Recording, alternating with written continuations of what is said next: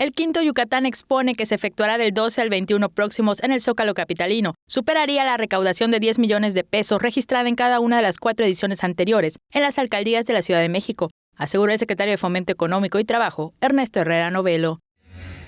Estaremos buscando citas de negocio para que los expositores no solamente vendan en estos 10 días que durará Yucatán Expone, sino que haga contratos con gente de México que pueda comercializar permanentemente sus productos y que la cultura, el turismo y la gastronomía yucateca pues llegue al Zócalo capitalino y que la gente que vive ahí o que esté de visita pueda conocer mejor un pedacito de Yucatán. Son 278 micro, pequeñas y medianas empresas yucatecas que participarán en la muestra cultural y gastronómica, que por primera vez se efectuará en el Zócalo capitalino.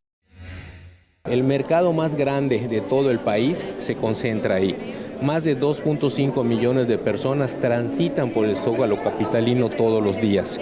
¿Cuál es la idea? Que toda esa gente, si tiene la oportunidad, entre a la exposición, conozca una parte de Yucatán y que se lleve el encanto que tienen estas tierras. Luego Yucatán Expone se realizará en Puebla, Jalisco y Querétaro. Con imágenes de Jorge Quime, Maribel Vega, Tele Yucatán te informa.